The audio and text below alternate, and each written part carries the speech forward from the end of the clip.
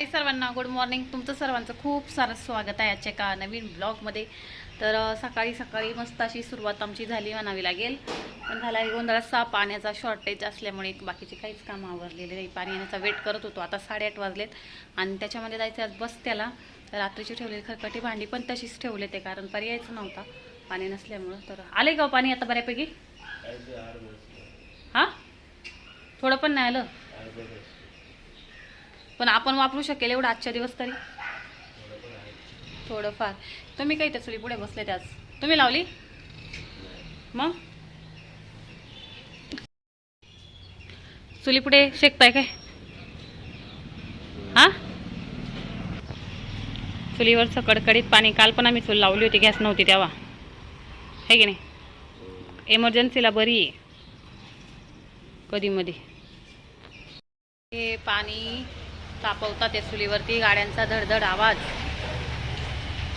सकाळी सकाळी खूप आवाज असतो आमच्याकडे. तर ते चुलीवरती शेकण्याचा आनंद घेत आहे. तुम्हाला आठवत आहे का, तुम्ही जन्माला आल्यापासून तुमच्या इथं घरी चूल होती म्हणून? हां, इथे म्हणजे राहिल्यापासून नाही आठवत? घरात नव्हती, पण असं घरामध्ये स्वयंपाक केला आहे, चुलीपुढे शेकायला बसलेत, नाही आठवत? म्हणजे असंच फक्त बाहेर पाणी वगैरेसाठी. मग तुम्ही लवकर मॉडर्न दुनियेमध्ये आले म्हणायचं. नाही, मला चांगलं आठवते. आम्ही गावाला म्हणजे जवळजवळ 4थी पर्यंत होते, तोपर्यंत सकाळी सकाळी आईच्या भाकरी चुलीवर चालायच्या. गॅसपेक्षा, गॅस नव्हतीच. इकडे आल्यानंतर, लोणावळ्यात आल्यानंतर आमच्याकडे गॅस आली, पण चुलीवरती भाकरी. मग सकाळी उठल्या उठल्या आम्ही चुलीपुढे बसायचं. आईच्या भाकरी होईपर्यंत नाश्ता पण व्हायचा आमचा चुलीपुढेच बसून. हा आनंद तुम्हाला नाही घेता आलेला, बॅड लक. आणि अजून पण आमच्याकडे गावाला भरपूर ठिकाणी चुली म्हणजे चुलत्या पण भाकरी वगैरे चुलीवरतीच करतात. चला आता आवरून घेते पहिलं. आज आमचा सकाळी सकाळी सुरू झालेला पाण्याचा गोंधळ आणि त्याच्यामुळे सर्व थांबलेली कामं. तर मी कालच्या व्हिडिओमध्ये सांगितलं की आज लग्नाचा बस्ता करायचा होता, तर साड्या घ्यायला जायचं होतं आणि आमचं असं ठरलं होतं की आज लवकर आवरायचं. आईने सांगितलं होतं लवकर आवरा. तसा आमचा प्रयत्न होता लवकर आवरण्याचा, पण झालं असतं की पाणी खूपच कमतरता, म्हणजे टाक्यामध्ये एकदम खाली पाणी गेलेलं आहे. तर त्याच्यामुळे सर्व कामं तशीच राहिली. रात्रीची जी भांडी घासायची होती तर ती सुद्धा घासणं झालं नव्हतं, म्हणजेच तशीच ठेवून दिली. म्हटलं सकाळ पाणी येईल त्यानंतर घासली जातील, नाही तर आंघोळ्यांचा सुद्धा प्रॉब्लेम होईल. तर तेही त्याचं आवरण्यासाठी घेतलं. कालच्याला लवकर उठल्याबरोबर पहिली सुरुवात ही व्हिडिओ एडिट केली, कारण तसाही माझ्याकडे टाईम होता. पाणी येईपर्यंत काही पर्याय नव्हता वाट पाण्याशिवाय. व्हिडिओ एडिट केली आणि नंतर ही राहिलेली खरकटी सर्व भांडी घासून घेतली. तर बाहेर मिस्टरांनी चुलीवरती पाणी तापवण्यासाठी ठेवलं होतं. तेव्हा बोलत असताना कळत नकळत बऱ्याचशा ज्या जुन्या आठवणी तर त्या ताज्या झाल्या. म्हणजेच लहानपणी आम्ही कशाप्रकारे जेव्हा आई चुलीवरती स्वयंपाक करायची, भाकरी करायची, तेव्हा आम्ही सर्व चुलीच्या वेळेवर बसायचं आणि तिथेच नाश्ता सर्व गोष्टी करून घ्यायचं. तर तुम्हीसुद्धा अशी तुमची लहानपणाची आठवण आहे का, किंवा तुम्ही तुमच्या आजीसोबत किंवा आईसोबत गावाला गेल्यानंतर किंवा आत्ताही कोणाकडे चूल आहे का, असं कमेंट करून नक्की सांगा. इकडून पाणी काढताय ना?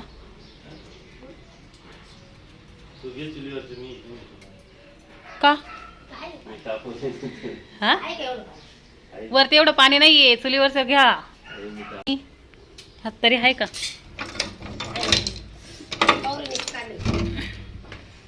रे देवा, पार खाली गेले. करते ना नाश्ता तोपर्यंत.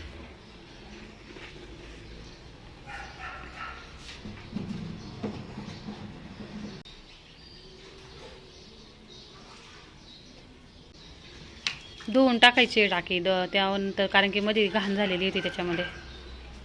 चला चालू द्या तुमचा कार्यक्रम. मी भांडी घासायला घेतले आणि झालं असं की नळाचं येणारं पाणी थांबलं. त्यामुळे सासूबाईंना म्हटले घासलेली भांडी जी आहेत तर बाहेर घेऊन जावा आणि अशा प्रकारे पोहऱ्याने पाणी काढून घ्या, कारण तेवढा माझ्याकडे टाईम नव्हता. मला नाश्तासुद्धा तयार करायचा होता आणि ठरलं होतं की 10-10:30 वाजता लवकर निघायचं, कारण लवकर येता येईल तर ह्या हिशोबाने. आणि जमलंच तर पुढे नवरीचा बस्ता झाल्यानंतर आपलेसुद्धा साडे घेऊ आईचं, आमचं असं ठरलेलं होतं. म्हणून लवकर जाण्याचा प्रयत्न होता. बस्त्याचा जो कार्यक्रम आहे तर जवळच ठेवला कामशेट तिथे, म्हणजे तिथेच आपलं म्हणतात ना शेतकरी वर्ग जो असतो तर तिथे खरेदीला जास्त असतो. प्राईससुद्धा आपल्या सर्वसामान्य माणसाला परवडतील अशा हिशोबाने होत्या. बरेच दिवस चालू होतं मुळचंदला जायचं, पिंपरीला जायचं, पण एवढ्या लांब तिकडे माणसं नेणं पॉसिबल नव्हतं, कारण गावाकडनं आम्हाला कामशेत हा एरिया जवळ पडतो, तर त्यामुळे फायनली तिथेच ठरलं की आपण कामशेतमध्ये बस्ता करू म्हणून. नाश्त्यामध्ये शॉर्टकटमध्ये पोहेच करण्यासाठी घेतले, कारण दुपारच्या वेळेत जेवणासाठी कोणी नव्हतं आणि म्हटले पोहे पटकन पण होऊन जाईल, तर त्याच्यासाठी. तर प्रत्येक ठिकाणी एक वेगवेगळी गावाकडे पद्धत असू शकते प्रत्येक भागानुसार, पण नवरीचा बस्ता म्हटलं की आपण म्हणतो ना, आपले चुलत्या किंवा आपले जे भावकीतले लोक असतात, तर घरातला कमीत कमी एक तरी माणसाला निमंत्रण दिलं जातं आणि प्रत्येक घरातला एक व्यक्ती आले जातो. नातेवाईकातले जे जवळचे लोक असतात, म्हणजे मावशी मामा ही सर्व लोक, त्यांना आमंत्रण केलं जातं जो नवरीचा बस्ता असतो तर त्याच्यासाठी. तर आम्ही सर्वांना सांगितलं होतं आणि सर्वांना सांगितलं होतं की 10 वाजता जिथं बसल्याचं ठिकाण आहे म्हणजे कामशेत या ठिकाणी, तर तुम्ही या. तर मला असं वाटलं की आम्हालाच लेट नको व्हायला. दुसरं असं की आमच्या नवरीबाईला पण सांगितलं होतं की तू पण ये म्हणून, कारण साड्या तिला घालायच्या आहेत लग्नाच्या टायमाला, तिला कम्फर्टेबल वाटलं पाहिजे म्हणून मी तिला बोलवलं होतं. आणि आता इथे पोह्याची सर्व तयारी करून घेतली होती. मिरच्या, टोमॅटो, कांदा सर्व कट करून घेतलं. इथे शेंगदाणे फ्राय करण्यासाठी घातले होते. पहिले एकदा मी असं केलं होतं, शेंगदाणे डायरेक्ट सर्व सामानाबरोबर घालून घेतलं, तर ते नुसते मऊ झाले होते. तेव्हा सासूबाई म्हटले शेंगदाणे कधी पण थोडेसे तेलामध्ये गरम करून घ्यायचे, तळून घ्यायचे, त्याच्यामुळे त्याचा क्रंचीपणा जो आहे तर तसाच राहतो. तर त्यासाठी तर सकाळी पोह्यांचा नाश्ता, त्यानंतर माझं आवरायचं होतं, आरवीचं आवरायचं होतं. आईचे मात्र कंटिन्यू फोन चालले होते, कारण आमचं नेहमीच लेट होतं कुठेही जायचं असेल तर मला आई आवर्जून सांगत होती, बाई तू लवकर आवर ह्यावेळेस तरी. तर असं, तर आता इथे माझी पोह्यांची चाललेली तयारी.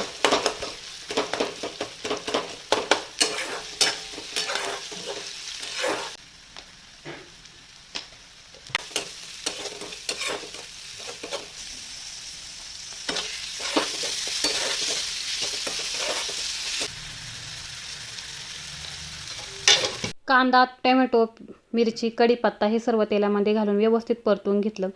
कढीपत्ता सुद्धा आणि मिरचीचे जे काप आहेत तर तुम्ही पाहिलं असेल थोडेसे मोठेच ठेवलेत, कारण निवडत असताना सोपी जावी तर ह्यासाठी.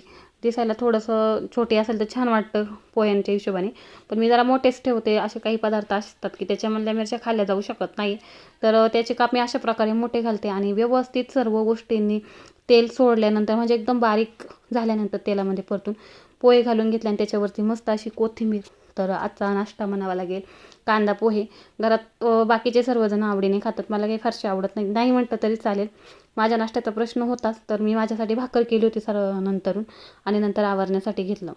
आता माझा पोह्यांचा नाश्ता झालाय तयार. तर आता मी डायरेक्टली जाताना ब्लॉग शूट करायला घेते, सर्वांना नाश्ता देते, आरवीला करायला देते. आता किती वाजलेत? 9 वाजलेत आणि माझ्या फक्त 1 तास आहे 10 वाजता जायचे आवरून. तर त्याच्यासाठी पोहे झालेत छानपैकी. तर आता मोबाईल चार्जिंगला लावते आणि बाकीची कावरं आवरून घेते आणि डायरेक्टली भेटूया जाताना बा. तोपर्यंत झालंय आवरून, इकडे ह्याने पण घेतले आवरून, आरवीने पण झाले आवरून. तर आरवीला थोडासा भात घेते, कारण तिथं मग तिला भूक लागली तर प्रॉब्लेम नको, ती काही बाहेरचं खात नाही व्यवस्थित. सासूबाई पण मस्त झाल्यात तयार होऊन, मस्त नट्टापट्टा करून. तर आता निघाली आहे. दुसरं असतं की कमेंट येतील माझ्या लिपस्टिक विषयी, रिअलमध्ये एवढी डार्क नाही वाटत, समोरून एकदम फेंट वाटते, पण असं व्हिडिओ काढायला लागले ना की माझी मलाच जाणवते की खूप जाड वाटते आणि डार्क वाटते.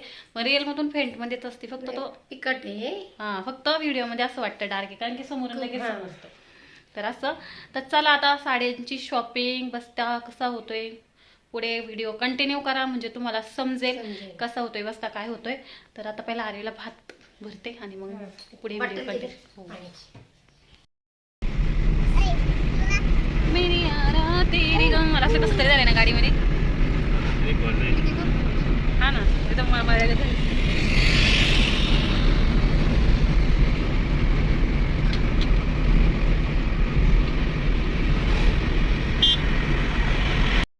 थोड्याच वेळात पोहोचेल, 10-15 मिनिटामध्ये कामशेतमध्ये चाललो आहे. इकडे ह्या मागे बसल्यात, इकडे आरवी मागे बसली आहे, इकडे हे गाडी चालू. तर आता पोहोचेल 5-10 मिनिटात. मला गाडीत कसं तरी झाले, ऊन लागते तर त्यामुळं बाहेर पडलेल्या उन्हाच्या तापेमुळे बापरे इतका जास्त त्रास होता. आणि मला पहिलं नाही, पण आता काय झालं काय माहिती, गाडीमध्ये बसलं की डायरेक्ट मला चक्कर मळमळ हे सर्व सुरू होतं. नको वाटतं गाडीमध्ये बसायला आणि उन्हाच्या दिवसात तर नकोच वाटतं. आता इथे सर्वजण पोचले होते.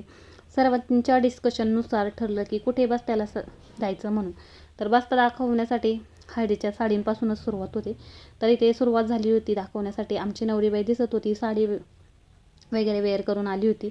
कारण गावाकडनं जे मोठे माणसं होते तर ते येणार होते, म्हणजेच सासरे, पप्पांचे चुलते वगैरे. तर त्यामुळं म्हटलं की राहू दे, गावाकडचे माणसं असतात, थोडंसं त्यांना पण मान दिला पाहिजे, रिस्पेक्ट दिली पाहिजे. माझ्या बस्त्याच्या टायमिंगला पण जेव्हा मी गेले होते तेव्हा पण साडी वेअर करूनच गेले होते. तर असं, तर आता इथे हळदीची साडी पाहत होते की कोणते काय कसं. तर म्हटलं पूर्णपणे नवरीच्या मनावरती राहू दे. आपण तर एक सजेशन देणारच की असं असतं की तिला लगेच काय समजणार म्हणा साडीचं, पण तरी पण थोडंसं की एक मनासाठी सॅटिस्फॅक्शन की राहू दे तिच्या हिशोबाने पण. तर ही साडी पाहताच क्षणी आवडली आणि तिलासुद्धा आवडली. जे लाईन असतात तर ती म्हटली आता कोयरी फॅशन जुनी झाली आहे, किंवा जे बुट्टी असतात गोल तर ती थोडीशी जुनी ओल्ड फॅशन झालेली. तर आता हे थोडीशी लाईन आहे तर तिला ती पाहताच क्षणी आवडली. त्याच्यानंतर पाहिजे होती साखरपुड्यासाठी साडी, तरी ते पाहत होते कोणते. तर मी म्हटली काठपदर नकोच म्हणून, कारण काठपदरमध्ये आता म्हणजे खूप झाले आणि बहुतेक कलवऱ्या वगैरे सुद्धा तेच घालताना दिसतात. तर म्हटलं थोडंसं वेगळं पॅटर्नमध्ये काही दाखवा म्हणून. तर ह्यासुद्धा साड्या खूप छान वाटल्या. बऱ्याचशाच व्हरायटी त्यांनी दाखवल्या छान छान. त्याच्यामध्ये एका पॅटर्नमध्ये अनेक कलर, वेगवेगळे पॅटर्न, असं म्हणजे खूप साऱ्या साड्या दाखवल्या. तर ही ते येलो कलरची जी साडी होती तर म्हटलं ही जरा छान वाटते, आणि तिचा गोरा रंग असल्यामुळे तिला कुठलाही कलर सूट झाला असता, पण तरी त्यातल्या त्यात ही साडी तिला नाही आवडली. आणि ऑलरेडी तिच्याकडे एक साडी अशी होती तर त्यामुळे तिने पूर्णपणे नापसंती केली. ही साडी तिला मनापासून आवडली, ती साखरपुड्याच्या हिशोबाने. कलर कॉम्बिनेशनसुद्धा खूप छान होतं आणि मुळात म्हणजे संपूर्ण भरलेली होती. आणि त्याचा जो पदर होता तर खूप सुंदर, म्हणजे पुढे दाखवेलच जेव्हा खोलून दाखवेल. ह्याच्यामध्ये 3 कलर होते. एक थोडासा आपण पिंक राणी कलर म्हणतो ना तर तसं, त्याच्यानंतर हा पोपटी कलर आणि दुसरा येल्लो कलर. तर त्याच्यामध्ये सर्वात बेस्ट म्हटलं तर येल्लोच वाटत होता. दिसत असेल पदरसुद्धा खूप छान, आणि कलर कॉम्बिनेशनमध्ये थोडंसं चिंतामणी कलर असतो ना तर तो कलर. तर ही साडीसुद्धा सर्वांच्या पसंतीने पसंत केली. आणि सर्वात महत्त्वाचं म्हणजे ठरवून गेलो होतो की जास्त हेवी साड्या घ्यायच्या नाही, म्हणजेच जे आपण शालू वगैरे घेतो तर ते घ्यायचं नाही. कारण होतं असं की जड साड्या जास्त घातल्या जात नाही. मी माझ्यापासून अनुभव घेते, जेव्हा माझा बस्ता केला होता.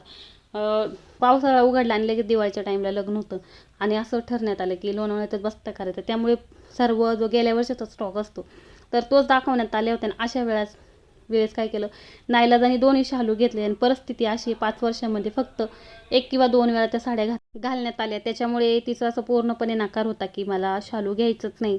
ज्या साड्या मी लग्नात पण यूज करू शकेल आणि त्याच्यानंतर पण पुन्हा यूज करू शकेल तर अशाच साड्या घ्यायच्या. त्यामध्ये पैठणीचे पॅटर्न कलर दाखवले, पण ह्यातलं काही फारसं कोणतं आवडलं नाही. त्याच्यानंतर माझ्या आईचं असं म्हणणं होतं की सर्वच साड्या अशा नॉर्मल नको, एखादी तरी हेवीमध्ये साडी दाखवा, कारण अशा साड्या फक्त आपल्या लग्नातच घेतल्या जातात, नंतर कोणी आवर्जून घेत नाही. तर आईचं हे म्हणणं होतं, आमच्या नवरीबाईचं म्हणणं होतं जास्त हेवी साड्या नको. तर म्हटले ठीक आहे, आईचं मन राखण्यासाठी एक हेवी साडी घेतो, बाकीच्या 2 तर तिच्या चॉईसनुसार झालेल्या आहेत. तर ही आंबा कलरची व्हायचं असं की काट आवडायचे तर साडी आवडायची नाही असं. तर आता इथे अक्का पण आलेली होती, म्हणजेच आत्या. आता बरेच जण तिला ओळखत असेल. तिचा आज बड्डे होता. योगायोगाने तिच्या वाढदिवसाच्या दिवशीसुद्धा तिला भेटण्यात आलं. आरवी शांत होती. आरवी काही बाहेर गेल्यावर जास्त त्रास देत नाही, पण बोलती इतकी जास्त की बापरे डोकं दुखायला करते. फक्त तिची चालू असते ती बडबड. तर इथे साड्यांचं डिस्कशन चाललं होतं. फक्त एक शेवटची साडी जी आहे तर ती घेण्यासाठीच थोडंसं म्हणतात ना कन्फ्युजन झालं की कशा प्रकारे घ्यायचे. इथे हे शालू ठेवण्यात आले, आणि शालू पाहून तर टेन्शनच आलं. ती म्हटली बापरे एवढी जड साडी नकोच. पूर्णपणे नकार होता शालूची साडी घेण्यासाठी तिला. मग त्याच्यामधून दुसरे पॅटर्न दाखवण्यात आले की ही पहा म्हणून. तर आई म्हटली अगं एकतरी हेवी साडी घे, छान वाटतं की हा माझ्या लग्नाचा शालू, असं कधीतरी आपण आपली आठवण म्हणून दाखवतो. आणि कुठंतरी हे सुद्धा मला पटलं की एखादी तरी हेवी साडी असावी. तर ह्याच्यामध्ये सुद्धा कलर दाखवले. 2-3 प्रकारचे कलर होते. पॅटर्न पण छान होते, कलर पण सुंदर होते, आणि डिझाईनसुद्धा म्हणतात ना कोयऱ्या एकदम नाजूक नाजूक अशा बुट्टीची डिझाईन होती. तर त्यामुळे ह्यातलीसुद्धा एक सिलेक्ट केली. तिला म्हणतो तुझ्या अंगावरती टाकून बघ बरं कोणता कलर जास्त सूट. उलटी घेतली त्यांनी, इकडे दे 2 मिनिटं घेतली.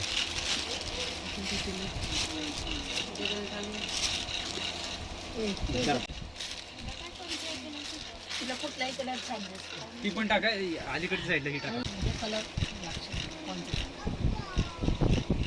छान वाटते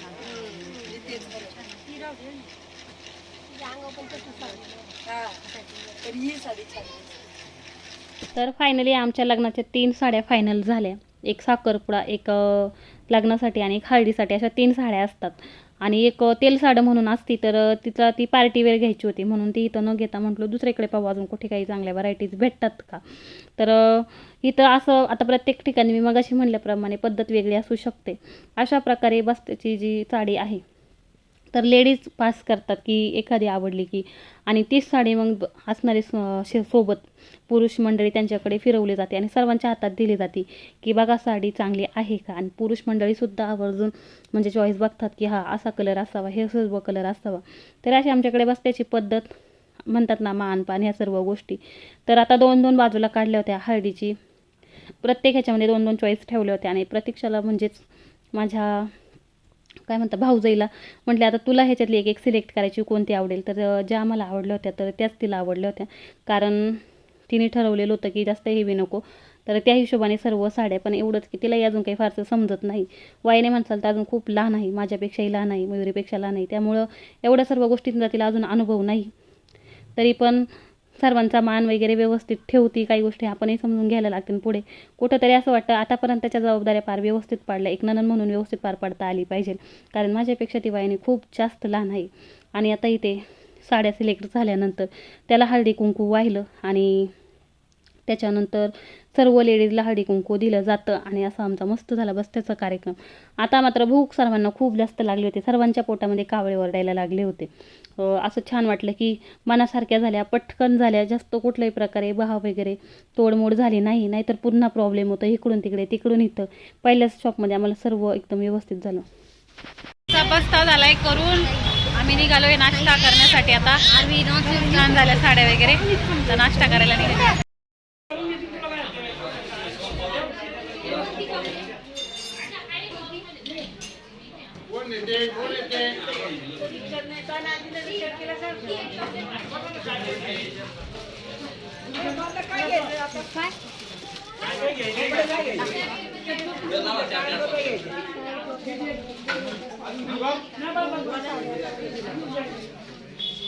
आता बसलोय नाश्ता करण्यासाठी, तर सर्वांनी या नाश्ता करायला.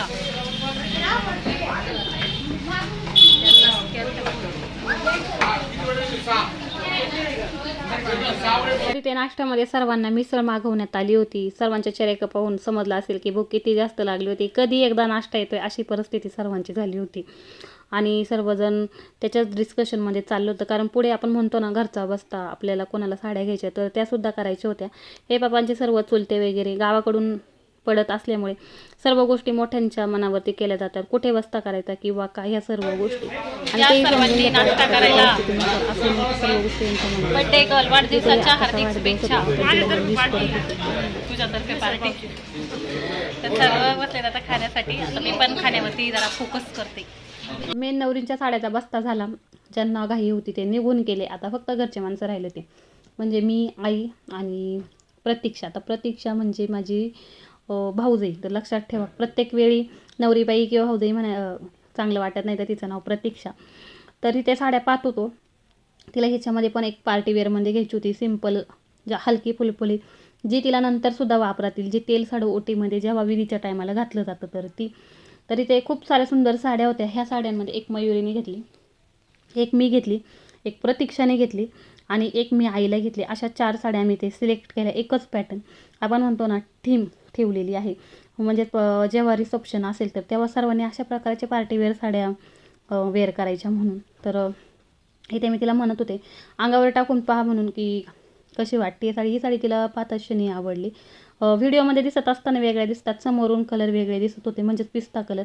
ती 4 साड्या सिलेक्ट केल्या आणि त्यानंतर डायरेक्टली आलो घरी आणि दाखवेलच तुम्हाला कोणत्या साड्या घेतल्या. मयुरीची पण बऱ्यापैकी शॉपिंग झाली होती.